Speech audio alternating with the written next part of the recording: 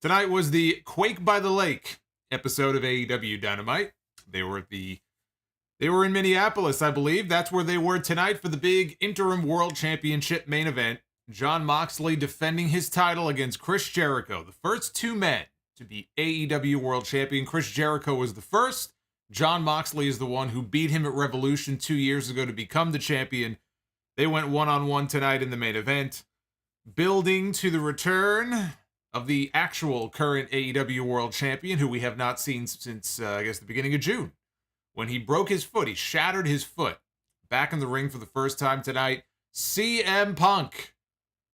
Back just in time for their next pay-per-view, which just so happens to be in Chicago. Coming out to make the save after the match for Jon Moxley, after he had already retained his title, beating Chris Jericho, Lionheart Chris Jericho, in the main event. They went face-to-face, nose-to-nose. We now know, without it being made official yet, we now know what our main event is going to be for All Out. I'm looking forward to the promos building up to that match more than anything else. But CM Punk's return cannot come at a better time for Tony Khan. He has been plagued by injuries now throughout the entire summer. And now, not only is he getting back his world champion, but after tonight, it looks like he's getting back 3 huge names. The other ones being Bryan Danielson, who we now know is going to be back in action on Dynamite next week. He's going to be in a 2 out of 3 falls match against Daniel Garcia. But they very heavily teased, without saying anything, they teased the very real possibility that on TV next week, we're going to get the in-ring return for the first time in almost a year of Kenny Omega. They did not say that Kenny Omega is going to be on the show next week, but they have ruled out Hangman Adam Page being the partner for Matt and Nick Jackson in the Trios tournament. And who else does that leave? Adam Cole already turned on them, and he's not medically cleared. Hangman is going to stick with the Dark Order. There's only one man left. So Tony Khan now is in a position where he is getting back 3 of his biggest names all at the same time. It could not come at a better time. He has been waiting. He has been dying to get these names back. And remember what he said. Before the Trios titles were formally announced, he said the titles were already made. He has had the championships made for a while now, but he was waiting until Kenny Omega was ready to come back. He said that months ago. Well, now the tournament is about to begin, and we have a mystery man next week. So who do you think it's going to be? 3 big comebacks coming to AEW. Now, I mentioned the Trios tournament. We actually got brackets tonight, so now we know who is in this tournament. I'll throw them up on screen for you. It begins next week on Dynamite. They're going to have the first match with the finals taking place at All Out, September 4th in Chicago. And there you see the brackets on the left-hand side. We have Death Triangle taking on Will Ospreay and Aussie Open. We actually have the United Empire part of this tournament. I was not expecting to see Ospreay as part of this, which I think is very cool. We have Andrade El Idolo, Dragon Lee, and Rush taking on the Young Bucks and whoever their mystery man is going to be. Then on the other side of the bracket, we have the House of Black, who were my pick to win the entire thing. If it were up to me, I'd be putting the belts on them. House of Black stepping into the ring with the Dark Order. And we have the Trustbusters, who have only been a thing on Dark. They've not appeared on Dynamite before tonight. Trustbusters is Arya Daivari, who is now calling himself Ari. The storyline is that he has come into a great deal of money. Arya Daivari, Slim J, and Parker Boudreaux, the former Harlan from NXT. They are the Trustbusters. They're going to be in action against Best Friends. Interestingly, no Adam Cole and Red Dragon, so they are legitimately not medically cleared to be in this tournament. No Blackpool Combat Club representation. No Jericho Appreciation Society represented in this. I guess you don't have to throw all of the key teams in there, but there are some notable omissions in this tournament. As I look at this bracket, House of Black against the Bucks and who I presume to be Omega. I mean, that would be the biggest possible match that they could do in the finals. And you could give it to House of Black, but I'm also thinking, Miro had a promo on this show where he made it very clear that he is coming for Malachi Black. He is coming for the House of Black. It could be a case where Miro is going to cost them, and maybe the House of Black is not going to move on. Maybe they're bounced after the first round. Can you imagine the House of Black losing to the Dark Order in the opening round of this thing? But I could see them having Miro kind of interject himself in here somewhere. Maybe we end up getting Malachi and Miro at the pay-per-view. I look at the right side of that bracket. You take out the House of Black, the right side of this bracket looks absolutely dreadful. So I hope the House of Black could at least make it to the finals. That is my hope. We had 3 really good matches on the show tonight. We had a hot opener. We had a very good Tornado tag team match. And we had what I thought was Chris Jericho's best match in months in the main event against Jon Moxley for the interim world title. And that makes this a thumbs-up show. The one main criticism I have, we could talk about blood and all that, but the main criticism, last week I gave them praise because I felt like the pacing of the show was better. It didn't feel as if they were trying to, I've used the expression before, they weren't trying to put, 10 pounds of shit in a 5-pound bag, which is sometimes how these shows feel. They just try to stuff so much stuff, so many quick backstage segments in there that you don't have time to process everything. Last week, I thought they kind of slowed it down a little bit. They improved on that front. And then this week, they just went right back to the way it was. I thought the pacing, it was right back to the way things were before. One right after the other. Boom, boom, boom. One segment, we have the Trustbusters, who we have never seen on Dynamite before. Then we have the Gun Club. There's Danhausen talking about his bearded partner, which is Eric Redbeard. Who the fuck would even know what he was talking about? We got a graphic later at least telling us who his partner on Rampage is going to be. Just a lot of stuff thrown in there. But I did think overall that it was a very good show. Do me a favor and smash that like button. Do that right now. Super chats are open. I will be reading your messages a little bit later. Your support is what keeps this channel thriving, keeps this channel going, so I appreciate that. And the interaction, of course. I want to hear from all you guys. And a shout out to Max Says. Max Says is our newest channel member. You've got the badge now next to your name. You've got access to all the emotes, so have at it, my friend. We opened this episode of Dynamite tonight, the Quake by the Lake. I know we were having some fun a couple of weeks ago with all these names for these different themed episodes of Dynamite, or what could we call future episodes. Tonight was the Quake by the Lake. We opened with the Coffin match. Darby Allin going one-on-one with Brody King. We were 2 minutes into this show. Now, you know that on this show, Jon Moxley is wrestling. And you know Jon Moxley is in the main event. And he is defending his championship. So you knew Jon Moxley was going to bleed, right? That was a foregone conclusion. We were 2 minutes into this show with Darby Allin and Brody King. And we already had a gusher in this ring. It was sickening. The amount of blood that Brody King spilled here in this match. Basically, this was a bloodbath, is what this was. Darby jumped Brody in the ring during his entrance. So when the lights came back on, Brody King was in the ring. Here comes Darby.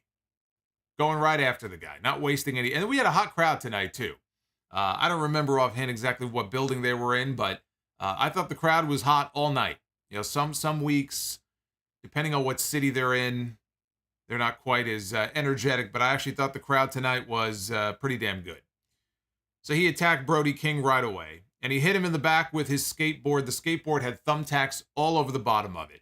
So he nailed him in the back with the skateboard, took the bottom part of the skateboard with all the thumbtacks, and he starts raking it over Brody King's forehead. Back and forth like a cheese grater, right? He's raking this guy's forehead. Brody King comes up, and he is gushing blood. I mean, he is leaking like a faucet all over the place. He had to use both of his hands to try to wipe it out of his eyes. Darby hit him with an avalanche code red. Brody came back, and he just started flinging this guy around like he was garbage, throwing him into the barricade over here, throwing him into the barricade over there.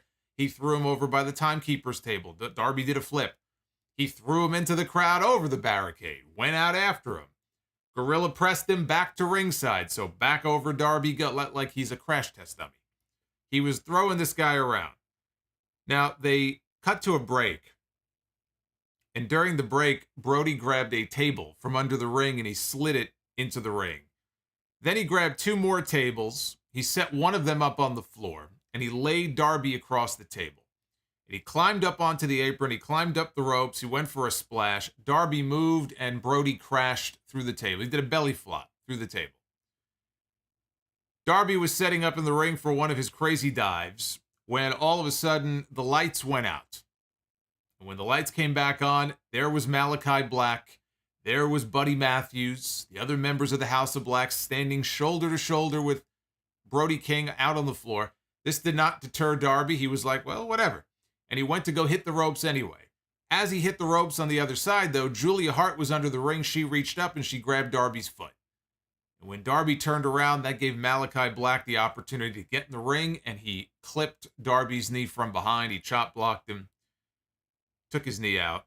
Matthews hit his Matthews Law finish. Brody followed that up with a cannonball through a table in the corner. They had propped Darby up against the table in the corner. Cannonball breaks the table in half. So now we have chance of We Want Sting, because we have the entire House of Black and Darby's all by himself.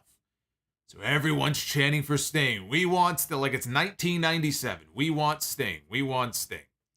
Malachi tells Matthews to go outside, and he wants him to retrieve the coffin and bring it into the ring. He goes outside, he lifts the lid of the coffin, and Sting is laying inside the casket. He's got the baseball bat with him. But it's a tiny casket. You know, when WWE would do casket matches, they have these big, elaborate caskets. I mean, think about it. Most of the casket matches Undertaker had early in his career was all against big guys. He had casket matches with Kamala. He had casket matches with Yokozuna, Kane, right? It was always these big guys, like 7-foot guys or 400-pound guys, 500-pound guys. So they would put together these like giant, elaborate-looking caskets. In AEW, it's just a shitty little pine box with thumbtacks underneath the lid. So Sting is having a hell of a time trying to stand up out of this thing. I mean, that plus the fact that he's 63 years old, and you have had him laying for at least a few minutes here in this cramped little casket. So it took him a little bit to get out of it, and Buddy Matthews was very nice to Sting. He could have kicked the guy right in the face. He stood there and he waited. He waited for Sting to collect himself and to get upright and vertical, and then let Sting hit him with the baseball bat, which is what Sting did. He hit him with the bat. He went into the ring. He attacked Brody King with the bat, and then finally he turned his attention to Malachi Black, who is sitting down in the corner. I almost said Malachi Bat. He tossed the bat to Malachi. He said, here, you can use it. And Malachi took the bat, he stood up, and he just smirked, and he dropped the bat, and he walked out. Sting, by the way, his makeup, one of his eyes, he had it made up with, we've seen this before where somebody will get misted. This is what happened with Julia Hart and with Pac. After they get misted by Malachi, there's this black, I don't know if you call it a rash or what you would call it, painted around the person's eye, and it gets bigger and bigger and bigger every week. So Sting had makeup around one of his eyes to look like that. So Malachi walks out, and Sting goes and walks after him, and they end up having a face-to-face, nose-to-nose confrontation on the stage. Now, I don't think they ever came to blows. They took the camera off them, and they didn't show them again. But the last shot that we saw, they were nose-to-nose on stage. But there was still a match going on. So we cut back to the match at ringside. Darby hit his crazy dive to Brody outside, but Brody came back and he just body slammed Darby on the steps, right on the edge of the steps. Brody lifted the lid of the coffin, and he hoisted Darby up on his shoulder, and he climbed the ring steps with him. And he was going to, it looked like he was going to power slam Darby off the apron and into the casket. Actually, you know what? It's funny. The casket that we have in the artwork here on screen is actually much nicer than the casket that they had on TV. So I was just looking. This is a very nice looking casket here. Far more expensive than the one they used on TV tonight. And no, Sting does not, I don't believe Sting has herpes, but who knows? When you get maybe he has, I was going to say pink eye. He's got stink eye. That's why they call him Mr. Stink. But this finish, this was an awesome finish. So Brody has him over his shoulder. He's on the apron. And Darby manages to escape. and he grabs a chain and he starts hitting him in the head with the chain a few times. And then with Darby in the ring and with Brody King on the apron, he wraps the chain around his throat and he starts to choke him out. And he's pulling back on it. He's pulling back and pulling back until finally his body goes limp and it's just dangling. Brody King, he's basically kind of just dangling there. Very similar to how Darby Allin lost in the Royal Rampage match all those weeks ago against Brody when he got choked out and he just dropped him. That's when Brody won the Battle Royal and he got the title match with Jon Moxley. So it was a little callback to that, but this finish was great. So when his body goes limp, Darby finally lets go. And Brody King collapses to the floor, but he goes right into the casket, right? He falls into the casket, and the momentum of falling into the casket was enough to where the lid shut on its own. Nobody had to lower the lid. The referee didn't have to touch it. He fell into the casket. The lid shut behind him. It closed on him, and Darby Allin wins the casket match.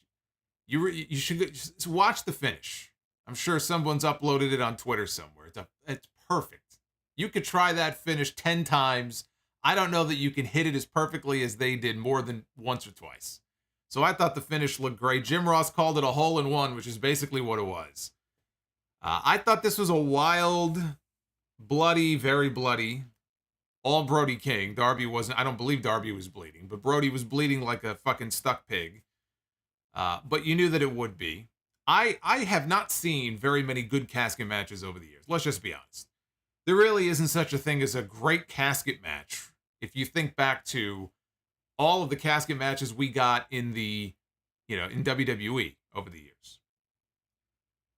The best casket match that I've ever seen is the Grave Consequences match with Mil Muertes and Rey Fenix from Lucha Underground Season 1.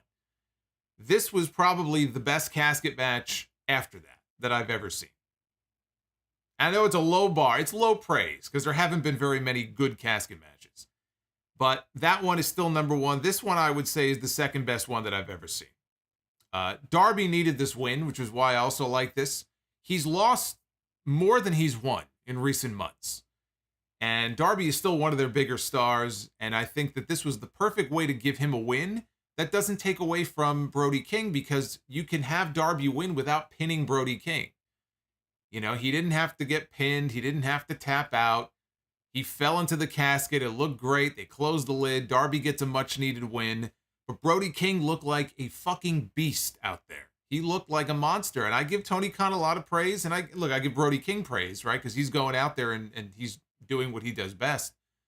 When he's out there, and he's had a number of singles matches now, they've done a very good job of making him out to look like a real monster. Like, this guy is somebody you don't want to be in the ring with. He's got that aura about him. So I think they've actually used him very well. I would argue they've used Brody King better than they've used Malachi Black.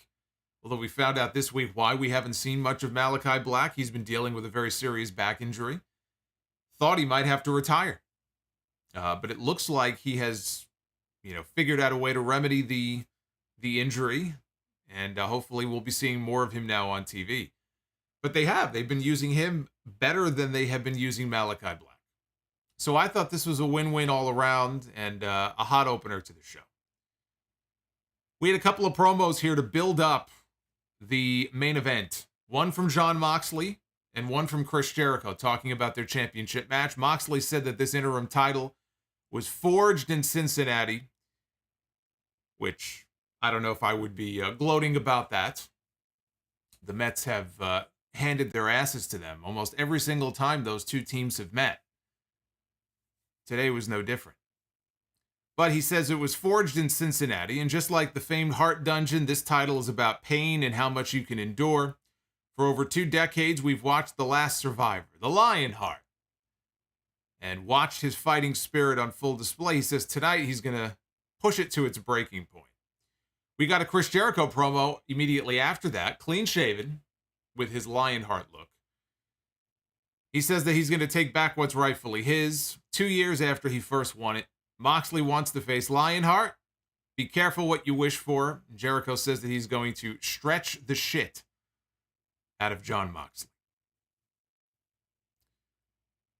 Penta and Rey Fenix up next. The Lucha Bros taking on Andrade El Idolo and Roosh. Tornado tag team rules, which means this is, you knew going in this was going to be a spot fest, wild, crazy match. And that's exactly what it was. Tony Khan has been trying to put this match together now for probably a couple of months. And Andrade, I know, has been dealing with inflammation in his ankles. Nothing major, but he's been out with an injury. So now Tony Khan finally got to book it. This is the match he's been dying to put together. And it was worth the wait. Penta hit a destroyer on Andrade on the apron.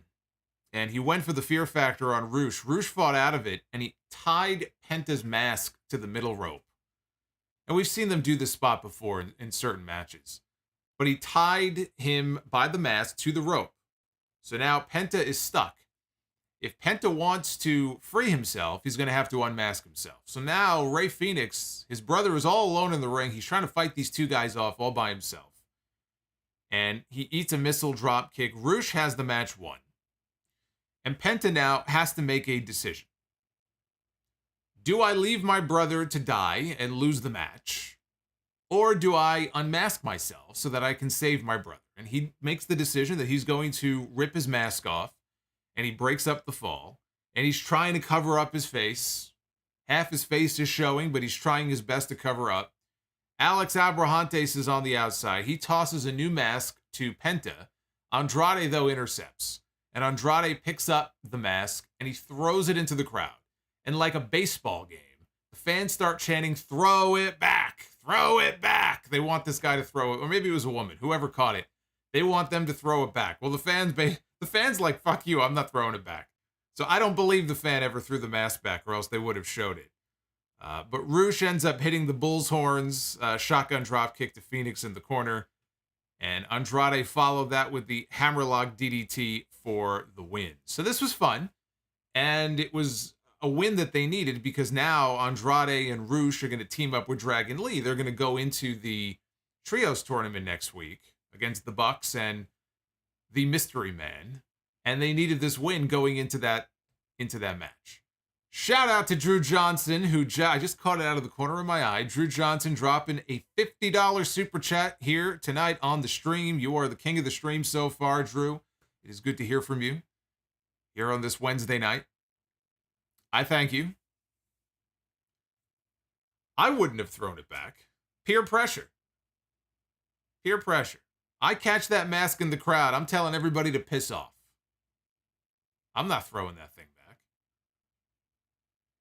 So the Young Bucks are in the back, and they have Brandon Cutler telling Cutler to follow them into the Dark Order locker room, because in the Dark Order locker room is Hangman Page. And they want to talk to Hangman. And Matt Jackson says, look, this was their mea culpa, basically, for all the shit that they've done, all the shit that they've said. Matt Jackson, he was out there trying to win an Emmy for his performance here, which was, he's not going to win any awards. But he's basically saying, look, I wish I could take back everything that, I did to you, everything that we did to you. I wish we could take it back. He talked about their friendship and said that he didn't know if it was the big contracts or the money and the fame that got to their heads, but he's very sorry. And he said that they were in the same building here tonight where Adam Page won the AEW World Championship, which was last year at Full Gear. He said he couldn't even bring himself to congratulate Page.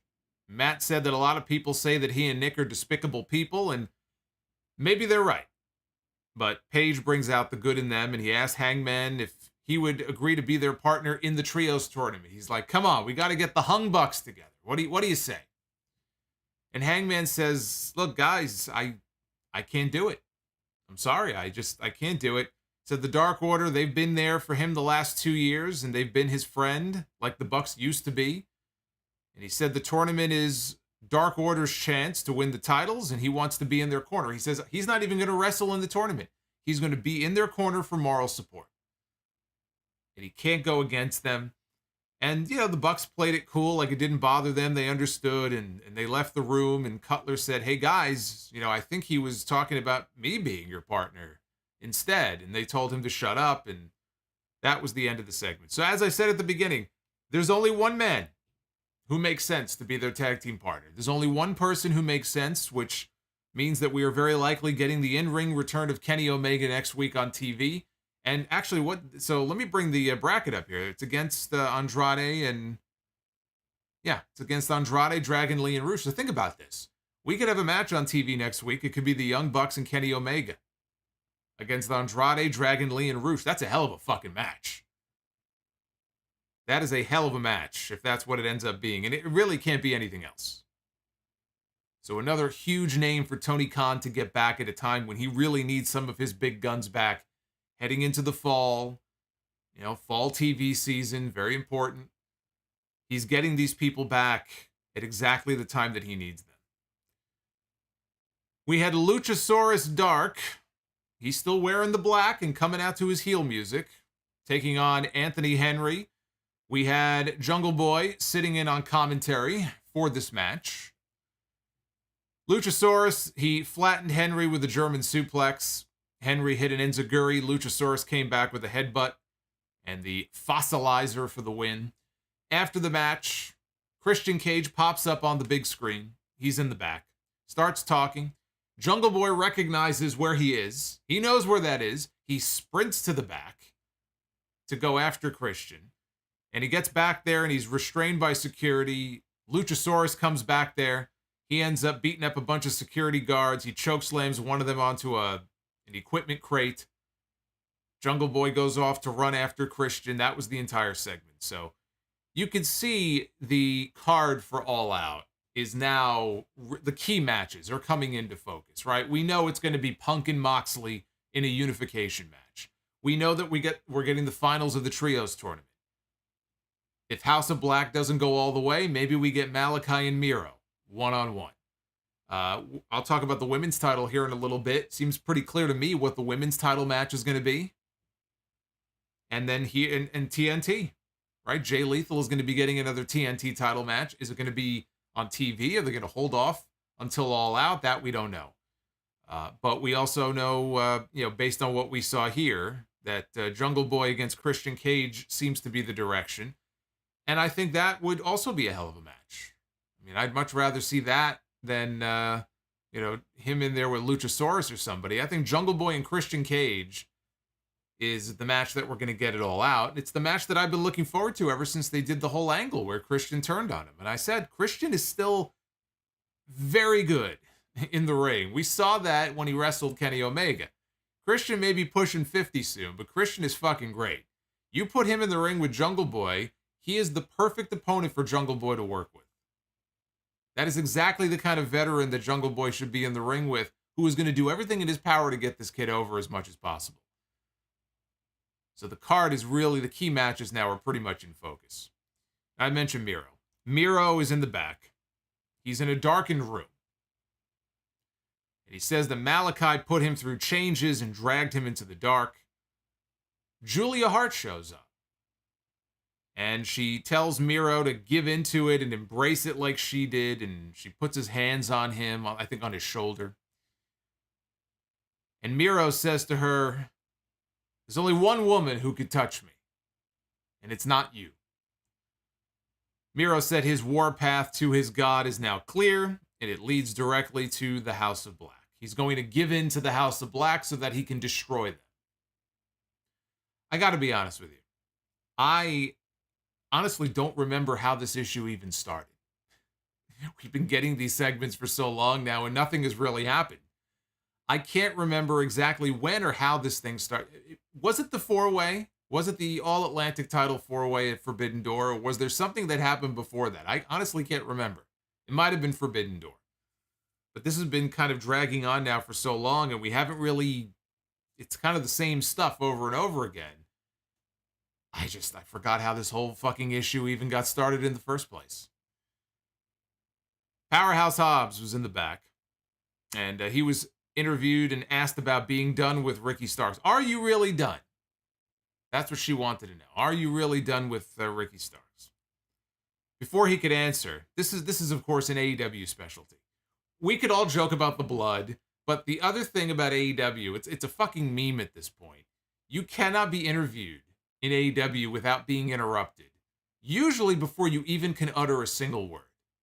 If you're in the back, you will never be able to get out what it is that you're trying to say before somebody interrupts you.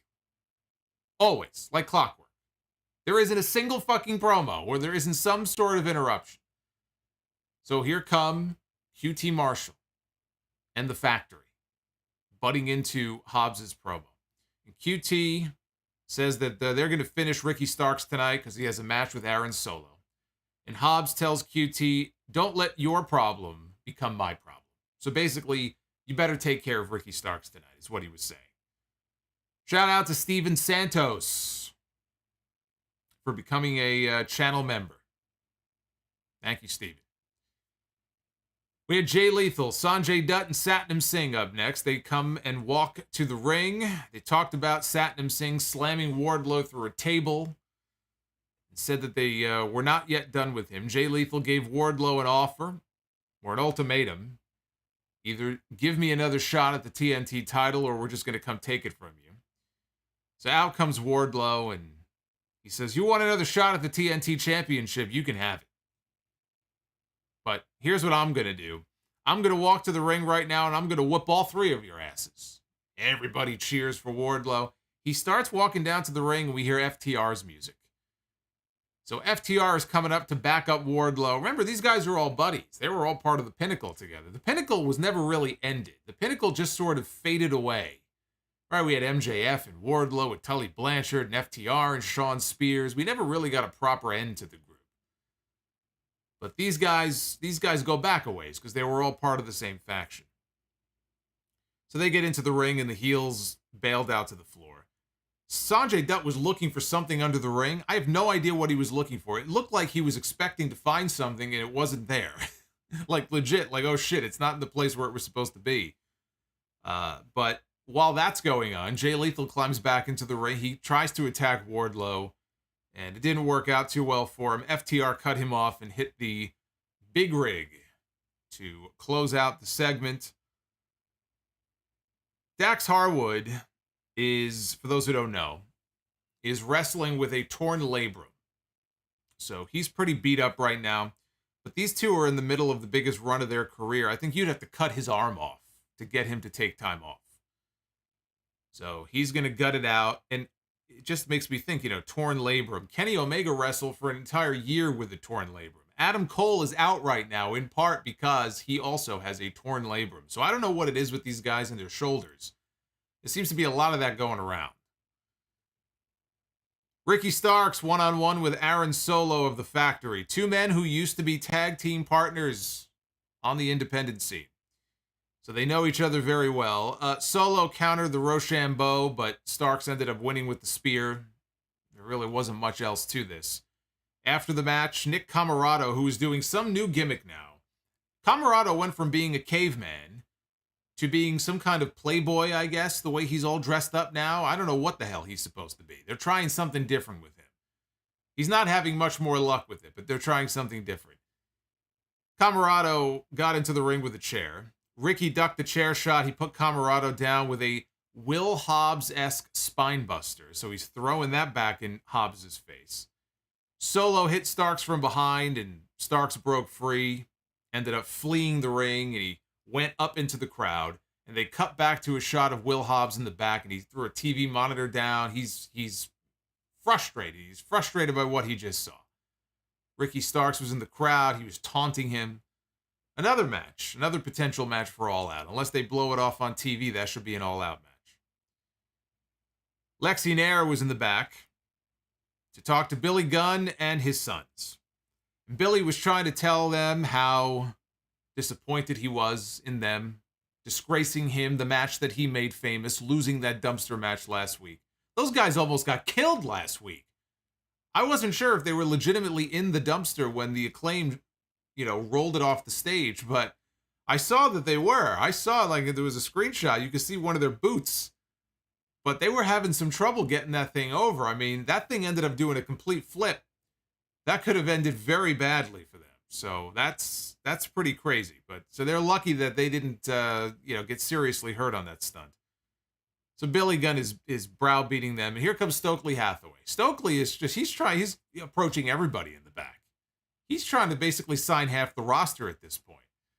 But I popped. There's one thing I popped for in this segment. When he moseyed on up to them, he saw Billy Gunn, he called him Grandpa S. For some reason, that made me laugh. I did laugh out loud at that. So Billy threatened him, and he ended up leaving. He tried to give his business card to the Sons, and Billy cut him off and basically said, get the hell out of here. So then Billy told his Sons that he got them a match on Rampage. So we already had one interruption in this backstage segment, right? To go to the point I just made. But that was not the only interruption. We had two interruptions. Because when Billy tried to tell his Sons what he had done, here comes Danhausen. And Danhausen walks into the camera frame and he says that it's going to be him and the big bearded fellow. They would see Austin and Colton on Friday night. I had no idea what he was talking about. Not a clue. Until they showed a graphic running down the Rampage card later in the show and they said, Eric Redbeard is coming back. Because Redbeard came in, he wrestled that one time. I mean, he popped up on the Brody Lee tribute show, but he did that one 6-man tag, the trios match on the buy-in show for one of the pay-per-views. It might have been Revolution, and he looked good. I mean, everybody in that match, that whole match was fantastic from what I remember of it. But they used him the one time, and that was it. And now they're bringing him back. Again, I don't know if it's a one-off. I don't know if he signed. But like, how the hell am I supposed to know who they're talking about? They didn't bother explaining what he meant by that, who he was referring to. Again, unless I missed it, but it wasn't until they showed the graphic later I said, oh, okay. Eric Rowan is back. Just completely random. Completely random. Jade Cargill was defending her TBS championship on this show in an open challenge against Madison Rayne, who just signed with the company. She is now a coach for the women's division, but we saw her in action on Friday. She accepted the challenge, and so we knew we were getting this match tonight. Excalibur mentioned on commentary that Chris Statlander is out with an injury, another injury, which really sucks. Because I had her picked to be the one to beat Jade and win the TBS championship. And I remember a few days ago, I did read there was a report from, I think one of the dark matches, that she had tweaked her knee. And there were a couple of people who were at the taping who said that it was clear she tweaked her knee or something with her knee, but they thought it was the good knee, not the knee that had the torn ACL that she had operated on. But I didn't hear anything after that. And honestly, I put it out of my mind and didn't really think of it until Excalibur mentioned the fact that she's hurt. So hopefully whatever this is not as serious as that. If it was something torn, then we're not going to see her for a while. But, man, I mean, you talk about being snake bitten. This woman just can't catch a break. But this match with Jade and Madison Rayne, not the smoothest match, but not as bad as I had feared. Madison Rayne is somebody, I know she's, the former Knockouts champion. She's been a Knockouts tag team champion. She's been around for 20 years now, right? Mrs. Josh Matthews. She's been around for 20 years. But I am not aware of how often she's been wrestling. I don't think she's been wrestling at all. And it wasn't like she was out there as the best women's wrestler in the world before. So if she's been laid off for a while, now you're putting someone like that in the ring with Jade Cargill, who's still very green. This could have been a disaster. I didn't know what to expect here in this match. As it turned out, it wasn't so bad. She put Jade down with a DDT for a near fall. Kiera Hogan was out there in Jade's corner. Hogan got up on the apron, distracted Madison, and here comes Jade. And the spot was that Jade was going to give a pump kick to Madison Rayne, but Madison Rayne was going to move out of the way, and Jade would instead hit Kiera Hogan with it. Madison moved out of the way. Here comes Jade Cargill with the pump kick. Kiera Hogan sold it, took a bump off the apron. The problem is the boot missed by a foot. So that didn't look too good. Rayne went for the cross Rayne. Cargill stuffed it, though, and ended up hitting the Jaded for the win. She now improves her record to 36-0. 36-0. I would think they probably want to get her to 50. Or at least tease that she's going to get 50, and maybe then she loses. She's made it this far. I mean, look, if the woman is 36-0, it'll take a while, though, because they don't have house shows. Jade is not going to be wrestling on AEW live events like with Goldberg where they can fucking pad the records. So it'll be a while if they want to get to 50. But I just kind of feel like you've made it this far. You may as well try to shoot for the 5-0, and maybe whoever's going to beat her beats her and makes her 49-1 instead of just doing it when she hits 40 or 43 or some crooked number like that. You may as well just wait. Especially if Chris Statlander is hurt. I don't know. I mean, maybe they want to get the championship off her and put it on Athena. Athena came out when the match was over. She was out there dressed up as a baddie. Nobody recognized her. She got into the ring. She attacked Jade, whipped Jade into the ropes. Kiera Hogan reached in, pulled Jade out to safety. And Athena picked up the TBS title and she held it up. Again, it really does come down to how much longer do they want to go with the undefeated streak. Athena would be a fine choice. If Chris Statlander is hurt, I think Athena would be my pick to be the one to take the championship from her. I know there's a size difference there, but I think you can build up Athena as the underdog in that match. Her finish is fucking great. I forgot what she's calling it now. It has a new name. I still think of it as the Eclipse. The O-face, I think is what she calls it. It's a great looking finish, and the thing about it is she can hit it from anywhere. It's like an RKO, but off the top rope. It doesn't matter how big the opponent is. She can drop you with it from, any of the top 4, ring posts. So I think she would be a fine choice. And if that's the case, then I would imagine that that's going to happen sooner than later. And probably not going to wait for the 50th win. But yeah, it sucks about Statlander, though. Again, hopefully that's not a serious injury. Backstage, we have Thunder Rosa and Toni Storm. Thunder Rosa is the AEW Women's World Champion. And Tony Schiavone mentioned the fact again that Statlander is injured. And because Chris Statlander is out injured, that has now elevated Toni Storm to the #1 contender spot for Thunder Rosa's title. Now, the two of them have been friends. They've been tag team partners, right? The whole Thunderstorm thing. So Toni Storm brought up the fact that, look, I do have aspirations to be the AEW Women's Champion. I'm going to have a match on TV next week, and I'm going to hopefully keep my momentum going, and I want to be the world champion. And Thunder Rosa said, look, we'll talk about a title match some other time. So I think there's your world title match for All Out, Thunder Rosa and Toni Storm. I would pull the trigger on a title change. Yeah, Thunder Rosa won that championship on Dynamite back in March in the cage match with Britt Baker. That was in March. We're heading into September. Toni Storm has had, I think, a good showing so far from what we've seen of her in AEW. If it were me, I would put the title on Toni Storm. At All Out, I would have Toni Storm go over on Thunder Rosa. I would change the world title on that show. Speaking of world titles, that brings us to our main event. With 30 minutes left in the show, Jon Moxley defending his interim AEW World Championship against Chris Jericho. Lionheart Chris Jericho. Jericho is the one who Moxley beat to become champion the first time 2 years ago at Revolution. These are the first 2 AEW World Champions. And this might have been their first singles match since Revolution 2 years ago. Jericho entered to his old White Zombie song from ECW, which I'm not really a fan of. The song, not ECW. He was wearing his old Lionheart vest. He had the black and yellow tights. I would assume this is the first Lionheart Chris Jericho match since the match at One Night Stand with Lance Storm. Before the break, Jericho ripped Moxley's earring out of his ear. Just yanked it right out of his earlobe. He got chants of "you sick fuck" as we headed into the commercial break. When we came back from the break, now, after he ripped the earring out, Moxley was holding his ear, and then he kind of let go. There was no blood. I didn't notice any blood. They go to break. We come back from break, and Moxley is bleeding all over the place. Not just from the ear, but from the forehead as well. I didn't see how that happened. But you knew if Jon Moxley was going to be in action on this show, it was only a matter of time before he started bleeding all over the place. So we had a ton of blood in the opening match, and we had a ton of blood here in the main event. And it wasn't long before Jericho was bleeding too. So Moxley's bleeding all over the place. Jericho, as the last survivor of the Heart Dungeon, busted out the figure 4 leg lock around the ring post, which I love that spot. Moxley came back with a crossface, but it was brief.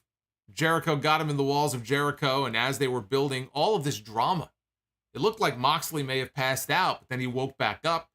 They're building all this drama. Is this going to be it? Is he going to tap out? Is he going to pass out? Excalibur said, we got to go to picture-in-picture, and that killed the whole fucking vibe.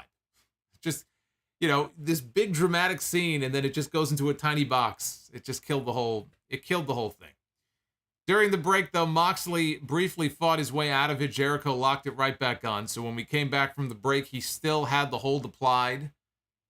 And after a few more seconds of struggling, Moxley eventually did reach the bottom rope, and he got the break. Jericho caught Moxley coming off the top rope with a code breaker for a close near fall. And Jericho got frustrated. He goes over and he pulls off two of the top turnbuckles, two of the four top buckle pads. He pulled them off. And then we had a moment of unintentional comedy. I'm sure this will end up in the next Botchamania. He starts waving to somebody on the outside. We can't see who it is. But then we cut to the crowd. We see that it's Sammy Guevara, who just got married. Sammy Guevara is in the crowd. And Jericho's waving for him to throw Floyd the baseball bat to him. Sammy got a little overexcited, and he overshot his target. So he threw the bat, and it went soaring over Jericho's head and rolled out to the floor. So Jericho had to go out of the ring, and he had to pick up the bat and bring it back inside so he could finish the spot, which was hitting Moxley in the head with the baseball bat. He went to go pin him, but Moxley kicked out. He tried for the pin, and Moxley kicked out. So Jericho then, after that, hit the Judas effect, tried again for the pin, and again, Jon Moxley kicks out. Jericho goes outside, and he grabs the interim title belt, brings it back into the ring with him. He goes to hit Moxley with it. Moxley sidesteps him, and Jericho goes into one of the exposed buckles that he exposed. Clearly, he went into this buckle full force. Now, this did not look like a blade job to me. It was so quick, and there was so much blood. This fucker... Now, keep in mind that Jericho legitimately broke his nose in the barbed wire everywhere match that he had with Eddie Kingston. In another moment of unintentional comedy, he hit Kingston with the code breaker as Kingston was coming at him with a barbed wire wrapped steel chair. When he hit the code breaker, the chair fell and hit Jericho in the face, and that's how he broke his nose. So it's possible that his nose was already very sensitive, and he probably went nose first into the buckle because it looked like that's where a lot of the blood was coming from. He was bleeding a lot on the bridge of his nose. He's bleeding even more than Moxley.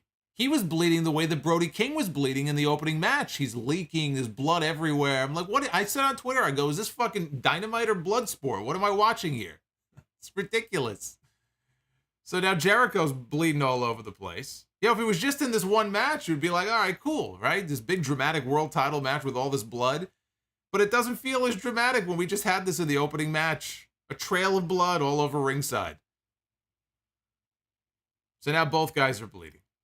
Moxley locks on the Bulldog choke. Jericho got out of it. This time he locked on the old school Lion Tamer. This is what I wanted to see. I said, if he's going to be Lionheart, you got to use the Lion Tamer. So he buried the knee in Moxley's neck, and he wrenched back. Moxley got out of it, though. And he locked on the sleeper hold. He locked on the choke. Jericho held on as long as he could, and then finally Jericho had no choice but to tap out. And Jon Moxley retains his interim world title in a very bloody affair, which has become a recurring theme on these shows. I thought this was one of Jericho's best matches in months. I thought he looked good in this match. More than he has in a while. And I like the Lionheart throwback for one night. We have some members of the Jericho Appreciation Society running down to the ring. Here comes Hager. Sammy is back. They attack Moxley in the ring. They're ganging up on him. Here come members of the Blackpool Combat Club. Here comes Claudio. Here comes Wheeler Yuta. Here comes Ortiz. Ortiz is like an honorary member at this point, because his tag team partner is gone. His tag team partner is going to be on the shelf for a year. He's got an ACL tear. We're not going to see Santana for a while, if ever again, in this company. So Ortiz is a man with no direction. He's got no partner. He's got no storyline. So he's kind of like the hanger-on right now of the Blackpool Combat Club. So he feels Like Sami Zayn is an honorary member in his mind of the bloodline. Ortiz is like an honorary member of this group now. They run out to try to even the odds, but here come more members of the JAS. 2.0 is out there. The number, Daniel Garcia, the numbers are just overwhelming now. All the baby faces are overwhelmed. And now we hear Cult of Personality. Everybody cheers. Here comes CM Punk. Wearing a black t-shirt, jeans, no title, but here he comes. Here comes the champ. He is officially the AEW World Champion. He's moving around fine. He's beating up members of the Jericho group on his way to the ring. He gets in the ring. He clotheslines Jericho out of the ring. And it comes down to Punk and Moxley. Champion and champion. Moxley is on his knees, kneel down, back turned to Punk. He knows Punk is there. He's taking his time before he turns around. He does the dramatic turnaround. We get the face-to-face between the two champs in the middle of the ring. Moxley's got blood coming out of his ear from the earring that Jericho ripped out. And Moxley flips him off and then bumps shoulders with him as he walks out of the ring. Punk didn't touch him. He didn't do anything. He let him pass.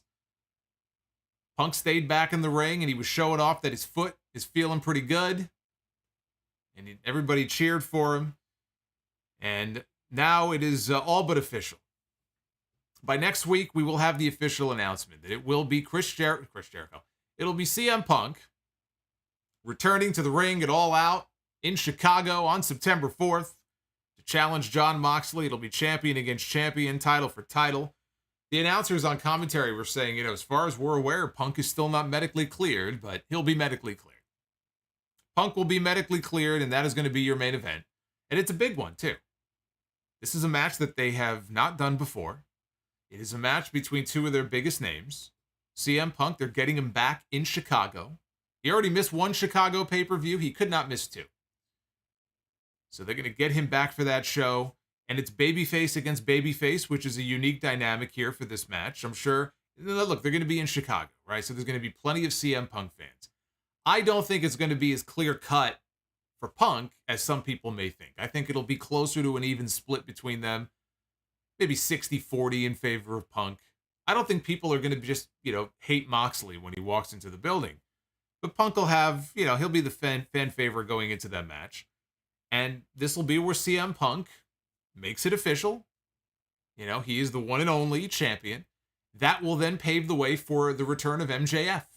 So everybody wondering, where's MJF? Why is Tony Khan not talking about MJF or teasing MJF or building him up or bringing him back? Where is he? What is he doing? Maybe there really is heat. They've been holding off for CM Punk to come back. I said a few weeks ago they're holding off for the fall television season. They've got TV rights that are coming up next year for renewal. They're going to want their ratings to swing back up in the fall because they can't seem to get out of this 900,000 range, which is a good number. But compare it to where they were a year ago, they had shows that were doing 1 million, 1.1 million. That's where they want to be. That's why I said them getting back Punk, probably Omega, Danielson.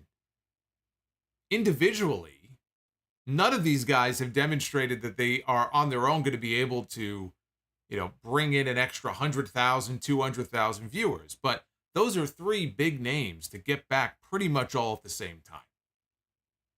So if they can do that, maybe those numbers will start to swell back up. That's what Tony Khan is going to want to see heading into the fall.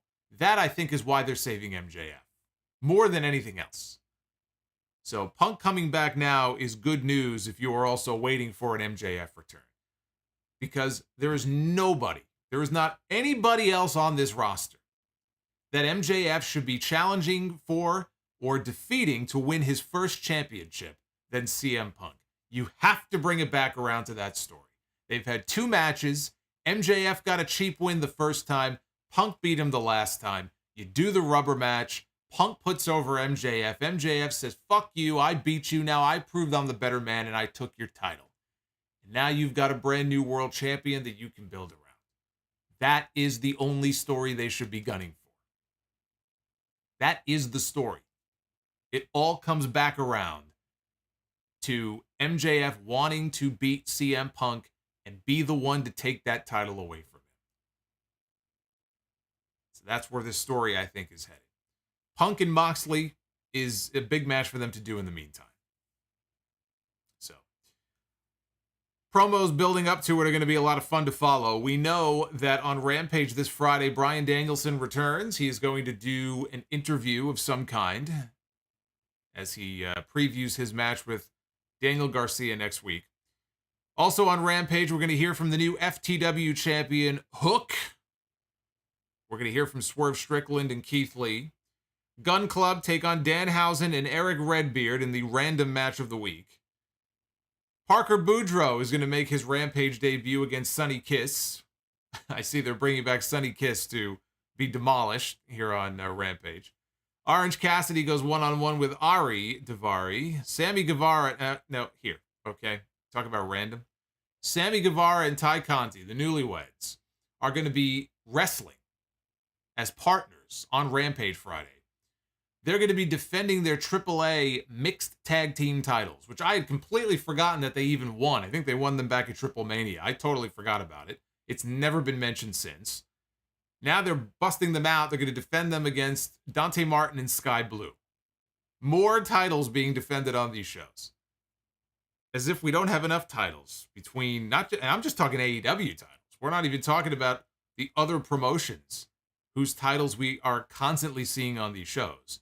You know, Will Ospreay and Aussie Open are going to be on the show in a few weeks. I'm sure he'll be out there with his Rev Pro title. You know, we've got IWGP titles. We've got countless Ring of Honor titles on the show. AEW has plenty of its own titles. We already have the AAA Tag Team Champions. Now we're going to have the AAA Mixed Tag Team Champions on the show. That's a lot of belts. Dynamite next Wednesday has the beginning of the Trios tournament. Andrade, Rush, and Dragon Lee take on the Young Bucks, and who knows? Tony Storm one-on-one with Kylan King. Bryan Danielson takes on Daniel Garcia. Best 2 out of 3 falls. That should be a fun match. Let's take a look at the poll. 78.4% thumbs up for Dynamite tonight. 13.2% thumbs down, or thumbs in the middle, I should say. 8.3% thumbs down. I definitely don't think it was a thumbs down show. There was enough good shit in the ring where I can't give this a thumbs down. This is a thumbs up show. Just the middle of the show, though, bouncing from one segment, and some of the segments too. I mean, you know, the Gun Club and Danhausen to hype up some stupid random match on Rampage. Then they went to another segment. Hobbs didn't even get a word out. QT Marshall is interrupting him, and we go back and forth to, you know, these different backstage segments. You shave a couple of those off, I'm just saying, it makes the show flow a little bit better. At Solomonster, though, is the place where you can go to vote in the poll. I didn't realize we had so many Sky Blue fans here in the chat.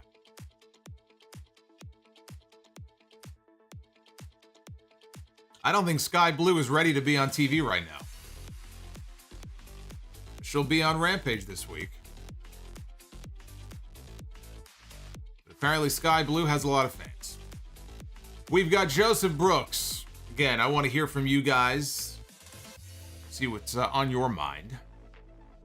Joseph with the $9.99. Do you think one of the things that made Booker T a huge star in WCW is because he stayed as far away from the NWO as possible? He said behind the scenes they wanted him to join, but he said, I'm a solo. Yeah, I think it helped him out a lot.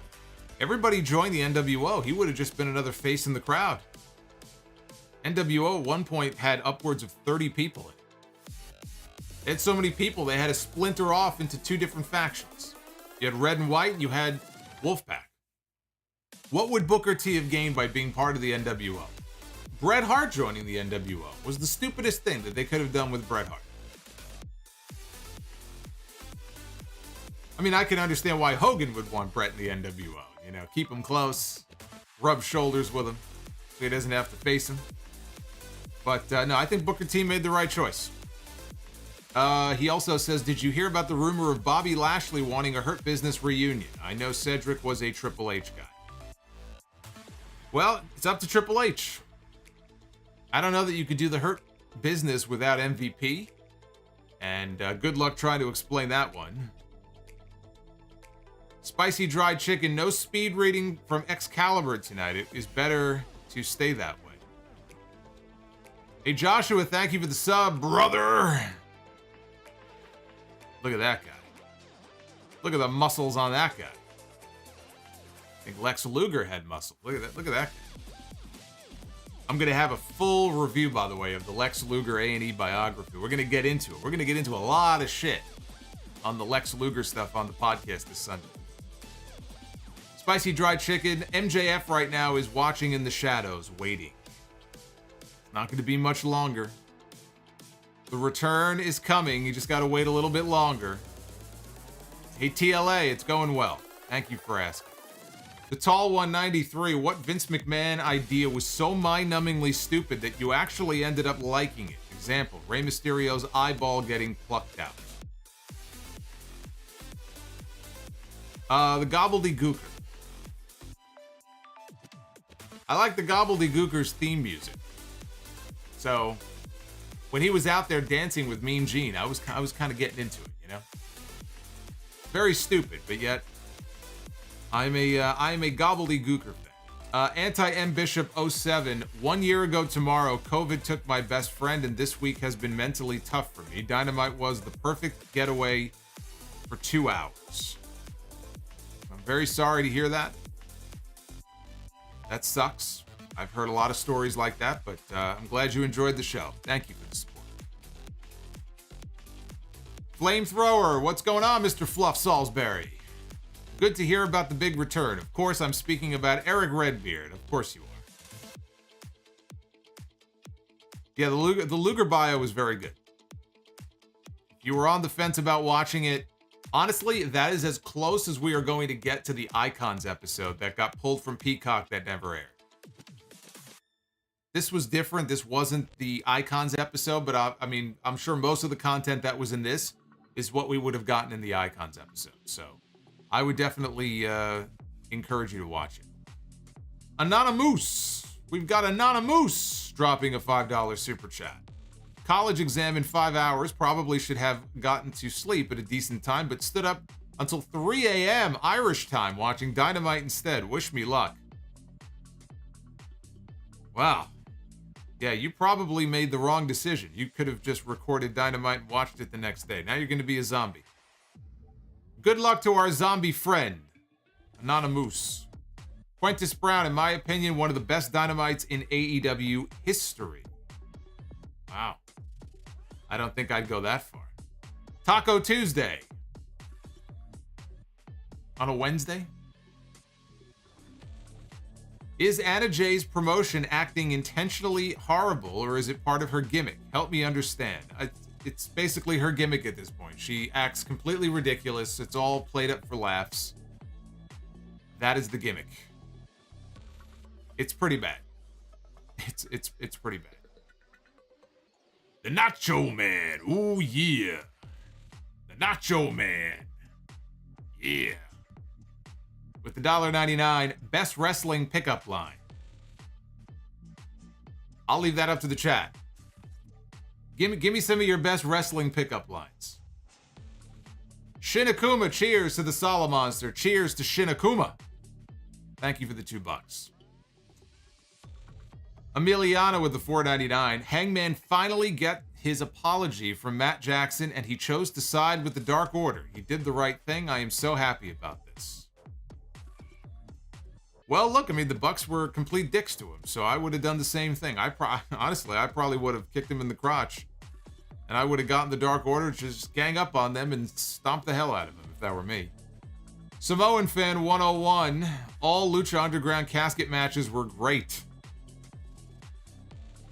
Taco Tuesday wanted to scream "Just Kiss" during the Bucks segment. Yeah, not the best acting in the world. They're not going to win any awards for that. So we have our first pickup line. I want a 619 without the 1. Yeah, for wrestling fans, that sounds about right. We got to work some wrestling vernacular into it, though. There's got to be some pickup lines that have words like work and shoot. Kayfabe. You want to break kayfabe with me? Something really, like, lame and corny.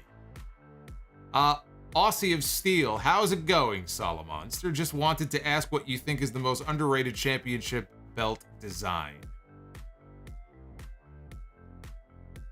Underrated champion. You know what? I was a fan of the European title. I don't feel like the European title gets as much love as it probably should. That would be up there on my list. Bliss fan says, "Let me in" is my pick. How did I know it would have something to do with Alexa Bliss or Bray Wyatt? Drew Johnson again. Thank you for the 50 earlier. Solomonster is the GOAT. Thank you, Drew. Drew is the king of the super chats. I got to get a little crown graphic. So whenever he donates, I can see his name is on the screen. I can put the crown right on his name. Taco Tuesday with the $2 super chat. Moxley comes with an always bleed guarantee. The ABG, that's right.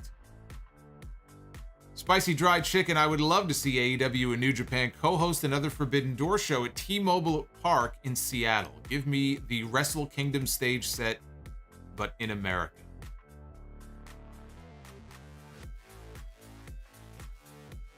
We've got Mr. Ramsey with the super chat. WDYT currently should be Cloud to Kenny's Sephiroth. Is it Sephiroth? Is it Sephiroth or Sephiroth? Isn't that like a Final Fantasy thing? Sabian Esco. Anna J choking you out or Rhea Ripley assaulting you? Hey. I'm not a picky person. I'm not a picky person. I know what Dominic would prefer. Christopher Perez with the $9.99. Can we go one title match without Moxley bleeding? It's overkill at this point. I feel like it's Moxley's crutch. Samoan fan, is Sky Blue really Blue Pants from NXT years ago? No. That is not Blue Pants. Blue Pants actually does work for AEW. That is a totally different human being. Dick the Cock Johnson. What is going on, Dick? Trustbusters are better than the Bloodline, he says.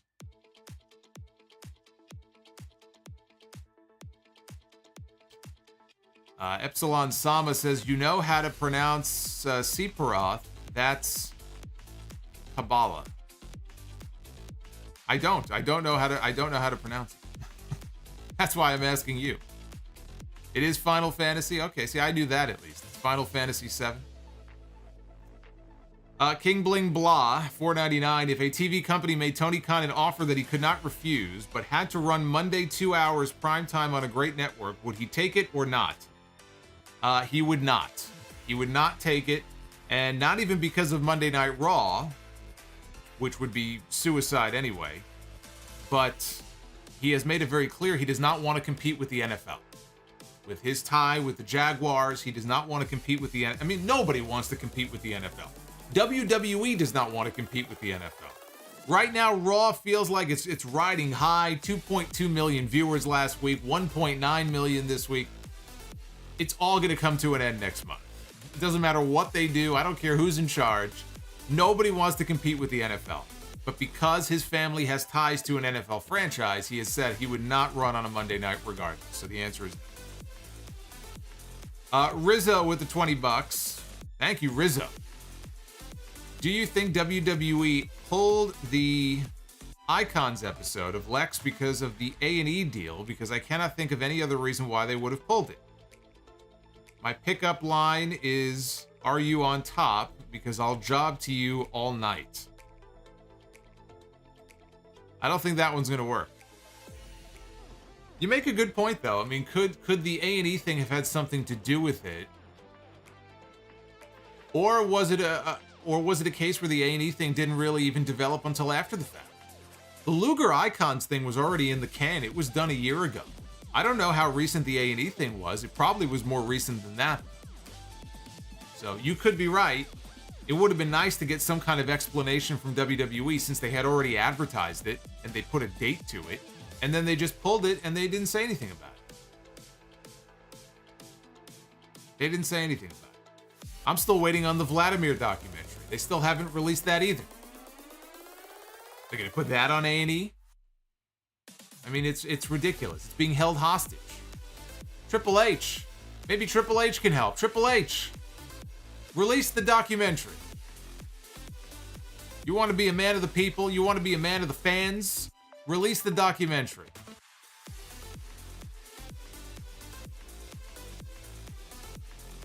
We have got...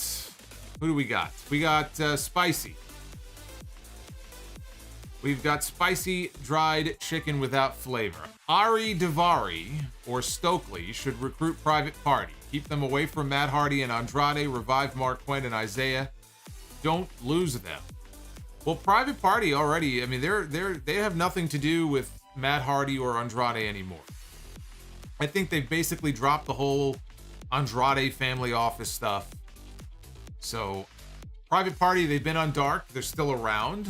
I think they're just, waiting to figure out what they want to do with them next. Stokely Hathaway, he could try to revive their career. I think that would be great. I think that would be great. It makes more sense than the fucking ass boys signing up with Stokely. Stokely should be doing something with Private Party. Samoan Fan 101. Buy or sell Mantar and Beaver Cleavage. I gotta go Mantar. We gotta go Mantar. I have a whole Mantar super chat. How could I not do Mantar? Right? I did the whole Mantar bellow. HBKC83, in your opinion, who is the one wrestler who is equally effective as a face and a heel? I mean, you could throw out people like Ric Flair, Randy Savage, Hulk Hogan. Hogan had two huge careers, one as a babyface, one as a heel in the NWO.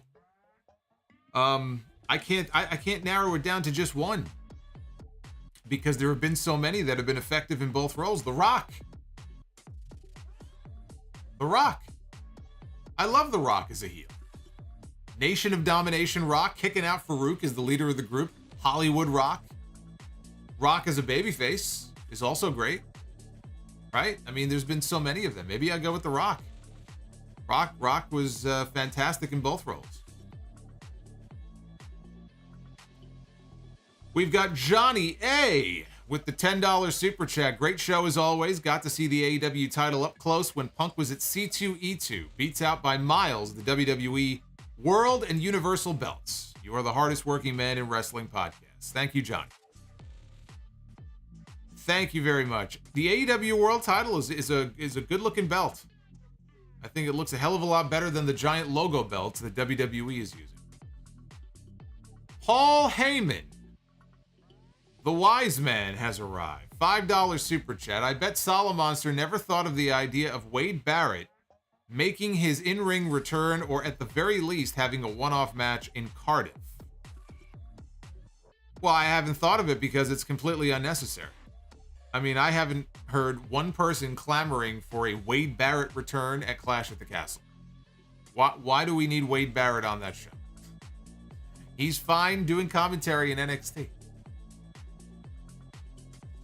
There's a reason why why Solomonster hasn't thought of it, because Solomonster doesn't think it's necessary. Rizzo with the $10 super chat. I forgot who it was, but a wrestling reporter said that Vladimir's documentary had to be released soon because either Vlad is in poor health. No. Okay, so what you're thinking, Mike Johnson of PW Insider, very good friends with Vladimir. And he put a whole post together months ago, basically pleading with WWE to release the damn documentary because Vlad was not doing well health-wise. I think he might be doing okay now, but this was before last year. This was before the new year. That's how far back this goes. It was supposed to be released in September of last year. And he was saying, I really hope that, they release it before the year is over. He's been having some real health issues, and You know, it would be nice for the documentary to actually be released publicly. They didn't give a shit. They still haven't released it. I hope he's doing better. I know he's still around. He's still, going to shows. He's still active. But that's what you're thinking of. That was Mike Johnson who mentioned that. Quentis Brown with the $5. As of now, which match are you looking forward to the most? Reigns against Drew or Punk against Moxley? Punk against Moxley. I'm looking more forward to Punk against Moxley. Epsilon Sama, which AEW star do you think jumps to WWE in 5 years? I have no idea. 5 years from now, who the hell knows? How the hell am I supposed to know? 5 years from now? We know 2 people whose contracts are up in 5 years, Malachi Black and Adam Cole. I'll tell you what, it's going to be one of them. It's going to be one of the 2 of them. Darth Panic, why hasn't USA moved WWE to Tuesdays or Wednesdays to avoid the NFL? Moxley is a deathmatch guy. He is going to bleed whenever he can. Well, that doesn't make it any less stupid. Much love to you too, Brock, in the chat. Why hasn't USA moved Raw? Because Monday Night Raw has been Monday Night Raw for 30 years. That's why. The show is literally called Monday Night Raw. It has been established on that night for so long. It's become a wrestling tradition that you have Raw. You have wrestling on Monday nights. If they haven't moved it by now, then they're not going to move it. Monday is their night. That's why they don't do it.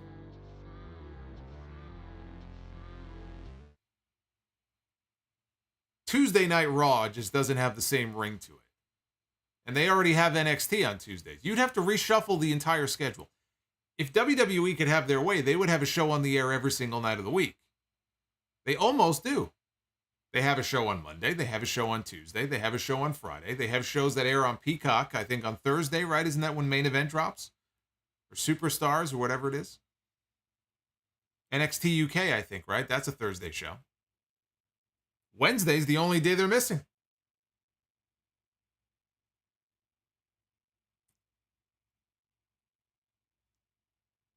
We're nearing 350 on the like. Let's get those likes up.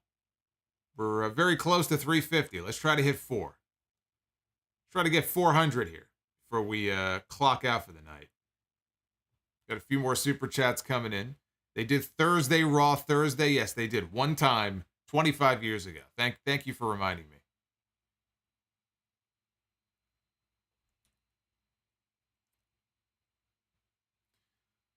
We have Samoan Fan 101. While I did enjoy the Kurt Angle documentary, I do think his story is incomplete without an in-depth look at his TNA run. What do you think? Yeah, I mean, you knew they were going to gloss over it. They mentioned it, they glossed over it. They had Jim Ross say that it was a disaster, which it was not. Personally, he was going through a lot of disasters, but his TNA run was not the disaster that he made it out to be. And I think that it was incomplete, but I mean, what were they really going to show? It wasn't so much about the feuds, right? It was about his life. It was about his overall career. They never really focused too heavily on any of the individual feuds. That's what the Rivals episode was for, where they focused on Kurt Angle and Brock Lesnar. So you talk about his TNA run, and what are you going to do? I mean, they covered the fact that while he was in TNA, he had all of these DUIs and all these different issues. I mean, you wanted to spend 15 minutes talking about Kurt Angle against Samoa Joe? I mean, what exactly would you have expected them to cover when you say that they should have gone in depth on his TNA run? That's not what the documentary was for. You know, that's not the audience that it's geared towards on A&E. The diehard wrestling fans would love to hear about Kurt Angle and Samoa Joe's feud, and Kurt Angle against Sting, and the Kurt Angle and Jeff Jarrett stuff. That whole controversy. I'm not surprised they didn't delve into it all that much. EJ Slamp with the $4.99. I put a poll in the Facebook group asking which New Japan guy should Starks face first. And with 67%, Ospreay won. I hope Starks is in the best of the Super Juniors next year. You can put Will Ospreay in there against anybody. It's going to be a great match. We need to see more of him. Hey, I saw that Kota Ibushi was teasing that he wants to come to AEW and rekindle the whole Golden Lovers thing with Kenny Omega. Kota Ibushi at AEW is something that I could definitely get behind. Let's make it happen. We're going to lose Takeshita. He's going back to DDT. We can lose Takeshita, and in his place, how about we trade him and we get Kota Ibushi? Now, Ibushi is physically... He may never come back. I don't know. His whole shoulder situation is completely fucked. He should have had surgery. He didn't have surgery. He wanted to heal it naturally. 9 months later, he's no better than he was 9 months ago. You saw what he said on social media? He can't even do one push-up. Does that sound like somebody who's coming back to the ring soon? But he's talking the other day about how he would love to go to AEW. Is he going to go with one arm? Get your fucking shoulder fixed. Then you can come to AEW. I just remember, when Triple H brought him in to be in the Cruiserweight Classic, every match that he had, I mean, he was the star of that whole tournament. And they wanted to make him the winner, but he didn't want to sign a contract. He's the smartest guy. And people say, oh, he's so crazy. Ibushi, he's so nutty, he's not all there. He was smart enough to not accept a contract from WWE because he knows how that would have ended up. Can you imagine if Kota Ibushi signed a contract with them back in 2016? He'd be the one, instead of Tozawa, it would be him chasing the fucking 24/7 title on TV every week. It was the best decision he ever made. But he was the star of that whole tournament. I still remember that burning hammer spot in the match that he had with Kendrick. And Daniel Bryan on commentary just completely lost his shit when that happened. So did I. Rizzo dropping another $20. Thank you, Rizzo. He says, this is just for my happy day with that bum Avila being fired today. Now my Tigers can turn things around. Also, I love the trumpet song that Diaz has for your Mets. Oh, it's great. It's the best entrance for any closer in baseball. When you hear the trumpets, everybody in the stadium now has the trumpets that they bring with them. Mr. Mets playing the trumpet. It's great. Back in the day, it was Mariano Rivera, Enter Sandman. Now it's Edwin Diaz coming out to the trumpets. Best entrance for a closer in all of baseball.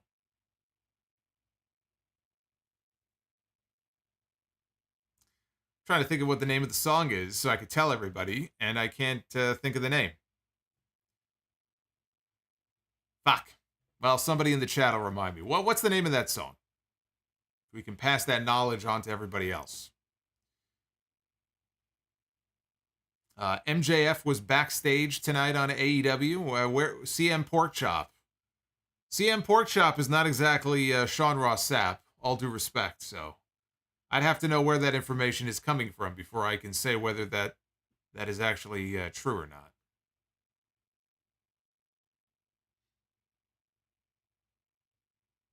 Who will be the Young Bucks mystery partner?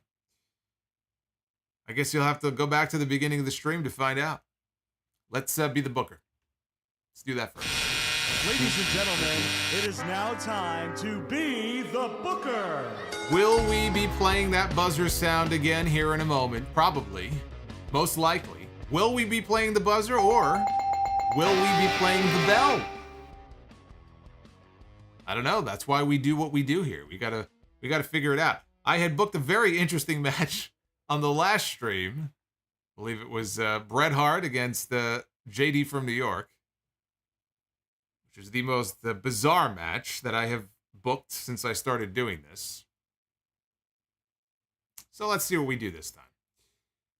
Let's begin with the men.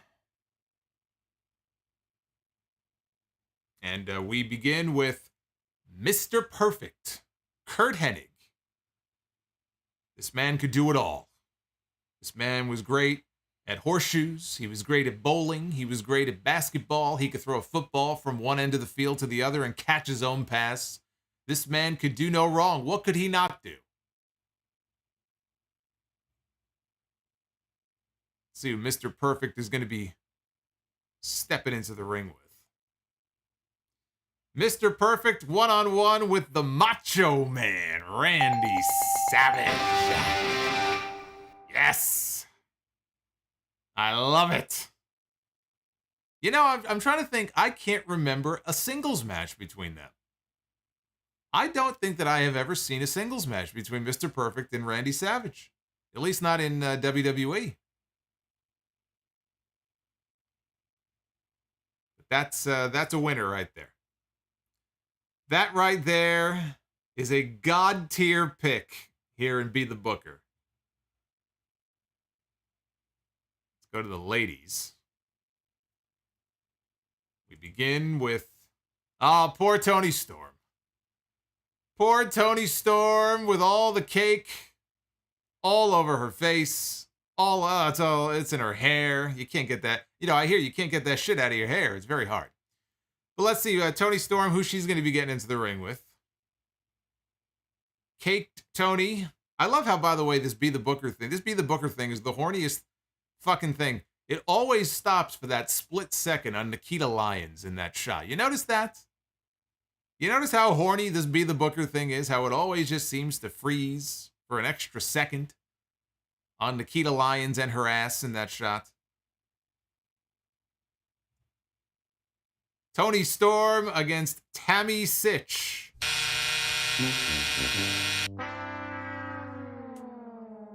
Well, I suppose if you want a little bit of liqueur to go with your cake, or your pie, or whatever it was that Charlotte threw in her face. Pie, right? It was pie. You want some alcohol and pie, then that's the match for you.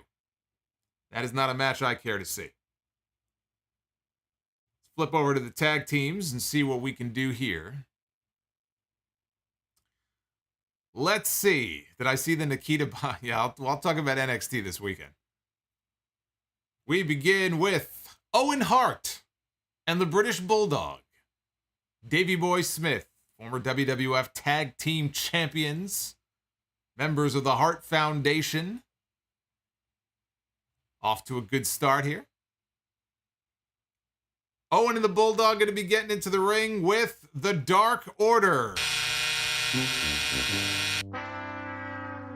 Now let me just be fair here. Let me just be fair, because I'm not a fan of the Dark Order. The Dark Order is an instant turnoff for me. However, in this image, we are specifically talking about Stu Grayson and Evil Uno, and they are very good. So I think in their prime, if you put Owen and Bulldog in the ring with Stu Grayson and Evil Uno, you would actually get a pretty good match out of it. But that is not a marquee match. So that is why I gave it the buzzer. It'd be a good match. I'm not trying to book good matches. I'm trying to book great matches. I'm trying to book matches that people want to see.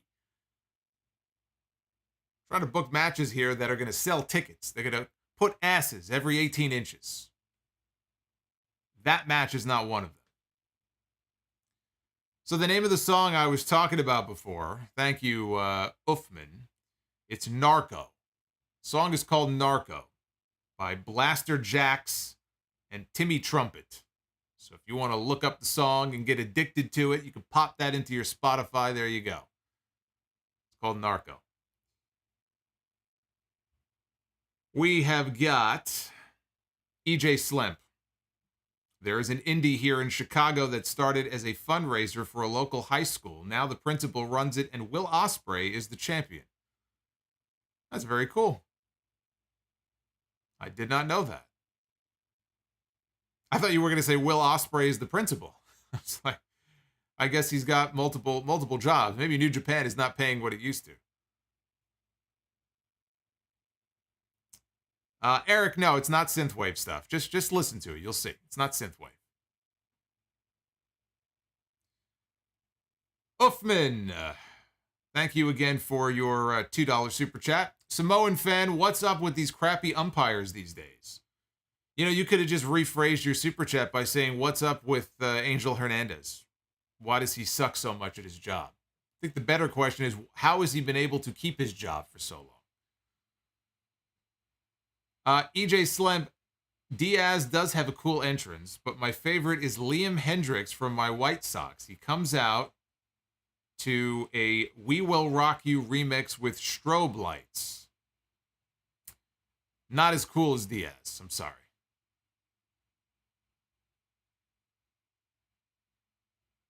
Samoan fan, Perfect and Savage had one match in 97, only 5 minutes long. That's a crime. That is a crime. They probably had like house show matches and stuff. I'm talking like a TV match or a program. I couldn't think of it. I'm like, they were together in the same company for so long, and they had a little bit of overlap. They were partners that one time at the Survivor Series. But yeah, I couldn't think of an actual. You know why? Because most of the time, yeah, a good chunk of the time, they were both heels. But Savage had that run as champion in '88. That was right before Perfect came into the company. By the time Perfect came in and really started to get going, Savage was already back to being a heel. And yeah, you know what? I guess it never worked out time-wise. It just never worked out. That's crazy. Dr. Dakota Scorpio. You can always count on the Hart family to come through for Be the Booker. Any matches with the Harts, good or bad, automatic 3-star classic. At least 3. At least 3. And Steven Santos, thank you for the $5. With Triple H slowly putting his stamp on WWE, who would you say will be his guys or pillars to lead them into the future? I think we're already starting to see it. I think Cross is one of his guys for sure. He's going to be the number 2 heel on SmackDown now behind Roman Reigns. So Cross is one of his guys. Ciampa is one of his guys. Gargano is going to come back. Not a doubt in my mind. He's one of his guys. Those are 3 of the big ones right there. Loomis, very high he is on Dexter Loomis. Him and Shawn Michaels were always very high on him. And I'm sure we're very upset when he got released. So you're starting to see it. If you just watch the shows, you can already tell who his sort of handpicked guys are. Darth Panic, you should create Be the Booker matches in Sound Off Gamer. It's an idea. Maybe when I wrap up the My Rise stuff. Got episode 9 coming up soon. I'm open to it. We have to narrow it down, though. We have to narrow it down to some of the bigger ones. I haven't been keeping track of all these, so maybe somebody else has. If not, maybe you could put a list together. Somebody has some free time and email it to me. We've been doing Be the Booker for almost the full 2 years now. But I would only go back, a certain number of months. Put them all on the list. Email them to me. Yeah, I mean, a lot of rumors about Wyatt. I've said if Bray Wyatt does come back, he's going to come back to WWE. The Wyatt family got going in NXT under Triple H. So I'm sure he has a fondness for Bray Wyatt. I don't know if he'd be coming back as The Fiend. He might reinvent himself all over again. He might come back as a totally different character. Do I expect him to be back in WWE? Yes, I do.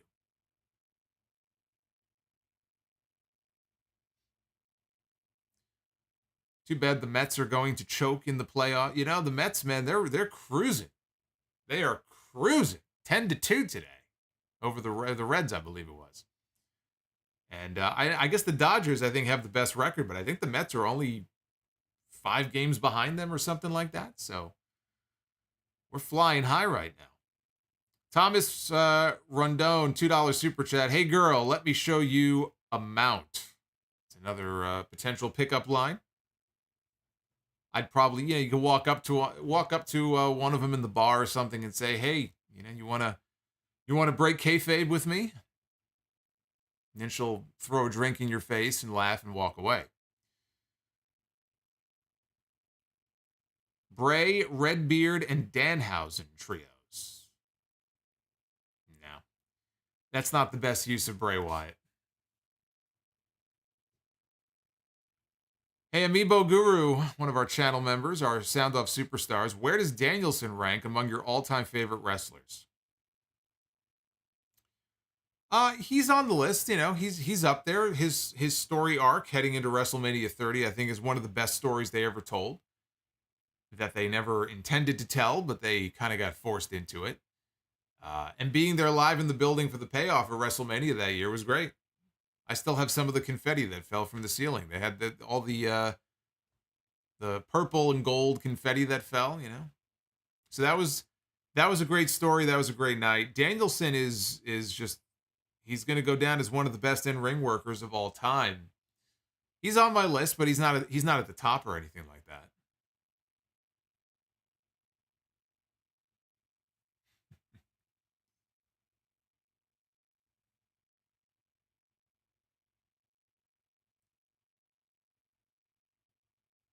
Whisper in the girl's ear, let me in. I believe in most places that would be considered sexual harassment.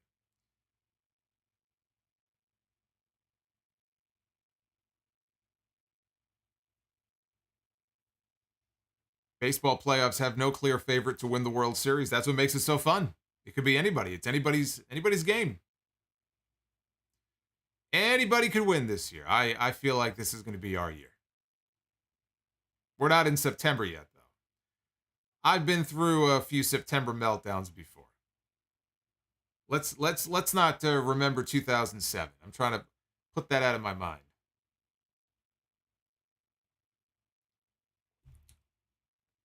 It was the year I started the sound off. Still very depressed from that collapse. Dr. Dakota Scorpio, I don't trust my Blue Jays down the stretch as we inch closer to the postseason. I'm kind of worried, but go Mets.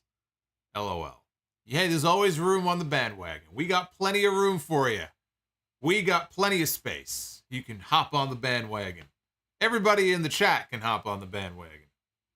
You're all welcome.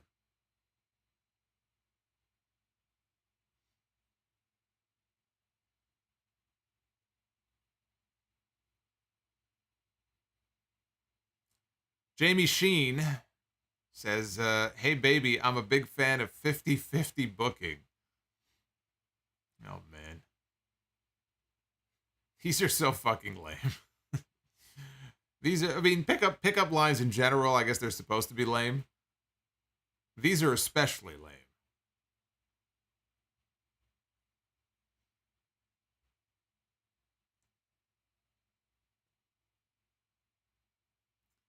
All right, I'm going to be live with you again on Friday night. We had fun on Monday. We covered all the AEW stuff tonight. Friday night, it is SmackDown and Rampage. And then, of course, Sunday is episode 769. All the big news of the week. Who knows what news might break on Friday? We've had a bunch of Friday news dumps over the last couple of months. More hush money payments came out from Vince McMahon, so we'll talk about that. There may be more before the week is over. They're up to about 20 million now. Maybe we can get to 25. Do I hear 25? Do I hear 26? 26? Do I hear 30? 30? Do I hear 35? This is just going to go up, up, up, up, up. There's no end to it. There's no end to it. And people online have said, my God, you know, this guy, all the money that he has, you got to think that he could find a high-end escort service. Why would he spend all this money? And these people don't understand something. It's not just about the sex. It's not just about that. It's about the power. You can't just get that from renting an escort for a night. In a lot of these situations, it's the power as much as anything else. And he was a very powerful man for many years. He was the most powerful man in his industry. So we'll see what other news might come out. Talk about that on Sunday. And as I said, the Lex Luger A&E biography, which was very good, and I do encourage you all to go watch it if you didn't see it. So I'm going to get out of here. Have yourselves a good night. Be well. Stay safe. I will see you back here live on Friday night. Hit that like button on the way out. And if you are not already subbed to the channel, we are well over 70,000 and climbing. Hopefully you are one of those 70K. Help get us to 71. I'll see you guys on Friday night. Take care.